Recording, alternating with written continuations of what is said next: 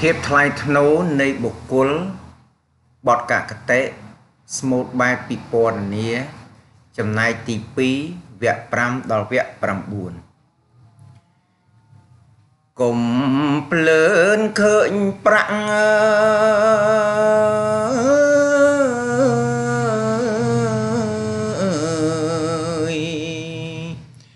កុំភ្លើនផ្លាត់សាក់ធ្លាក់ទៅអវជ័យ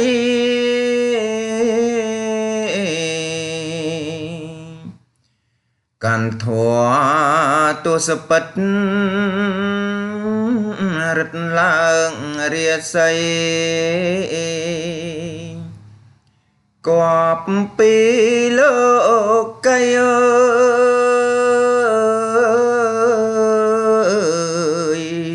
ដល់បរលោកនាយអ្នកក្តីជាភ្លើង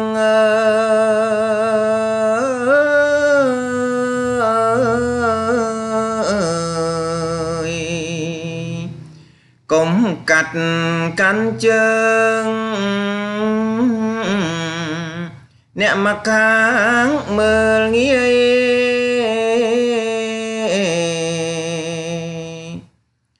ចៅក្រមជាទឹករំលឹករំលាយកុំជេរកុំវាយ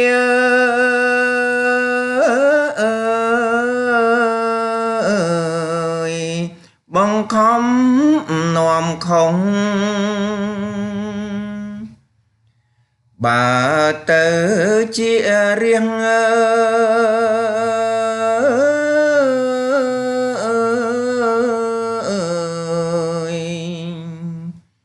ប្រាជ្ញា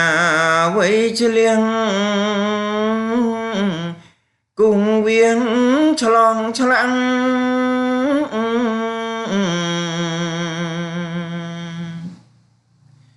ឲ្យឆ្លៀតរែកពុនបើធ្ងន់សំដាក់ខំរកមៀងប្រាក់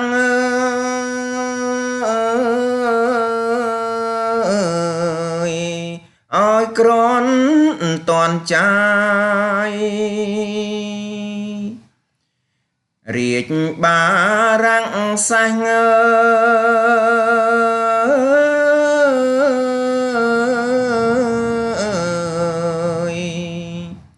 កូនកុំប្រហាញ់កុំថ្នមរូបកាយ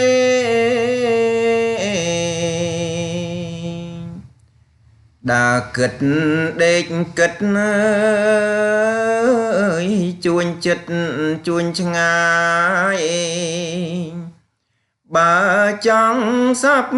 បាយ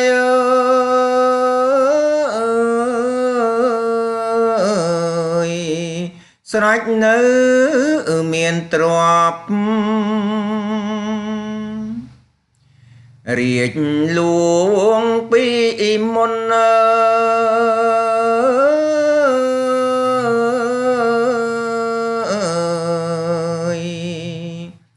រកស៊ី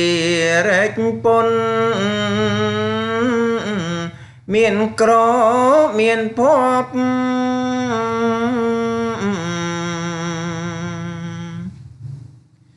រាជលោកឥឡូវត្រូវខំឲ្យញាប់តែខ្ជិលច្រើនជាប់មើលខ្នោះជើងខ្នោះដៃបាទកាបនេះដកស្រង់ពីល្បើកថ្មីនៃច្បាប់ក្រមងុយបាទកំណាព្យនេះមាននៅក្នុងកម្មវិធីសិក្សាសៀវភៅភាសាខ្មែរថ្នាក់ទី8មេរៀនទី9ទំព័រ195បាទស្មូតនិងរក្សាសិទ្ធិដោយខ្ញុំបាទវ៉ាប៊ុននី